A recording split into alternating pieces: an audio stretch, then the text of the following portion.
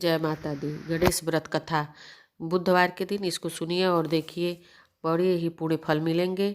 एक बार की बात है, गणेश जी अपने हाथ में चावल और दूध लेके चम्मच में घूम रहे थे गांव-गांव और बोल रहे थे, कोई मेरे लिए खीर बनाएगा, कोई मेरे लिए खीर बनाएगा। सभी लोग सुनते और हंसते अपने घर के अंदर चले जाते। कोई खीर बनाने के लिए तैयार नहीं होता था। गणेश जी ये सुबह से लेके शाम तक घूमते रहे, कोई नहीं तैयार हुआ। एक गांव से दूसरे गांव गए, वहाँ एक बुढ़िया बैठी हुई अपने घर के सामने। गणेश जी जब इसी तरह से बोल रहे थे खीर बनाने के लिए, तो बुढ़िया ने सुना, कहा कि लाओ बेटा, मैं तुम्हारे लिए खीर बना दूँ।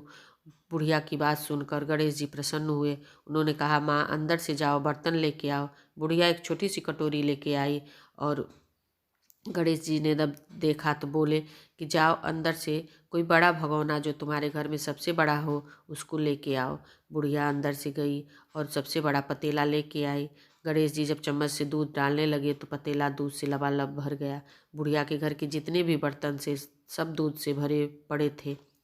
बुढ़िया ने कहा कि मैं इतने सारे दूध का खीर बना के क्या करूँगी। गणेश जी ने कहा कि माँ सबको, गांव वालों को दावत दे आइए और सबको खीर खिला दीजिए।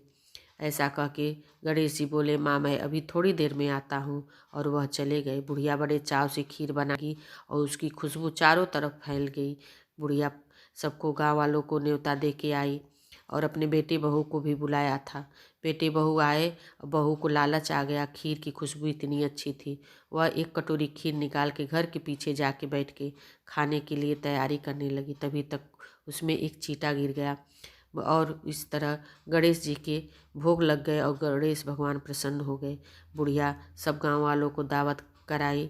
तब गणेश जी आए तो बोले कि गणेश जी, मैं आपका भोग लगाना चाहती हूँ। उन्होंने कहा कि मेरा भोग लग चुका है और मैं प्रसन्न हूँ इस खीर के खाकर।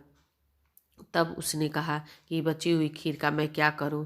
तो गणेश भगवान कहे कि आप पतीले में भर के चारों तरफ रख दीजिए अपने घर के कोने पे, और फिर वह चले गए।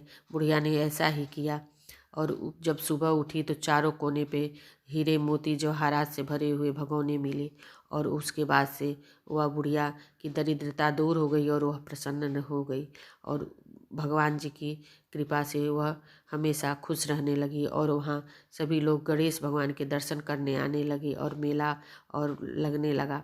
ऐसा कृपा गणेश जी सब पे करें और जो कथा सुने उस पे अपनी कृपा बनाए रखें। जय माता दी। प्लीज़ मेरे चैनल को लाइक एवं सब्सक्राइब करिएगा। जय माता दी।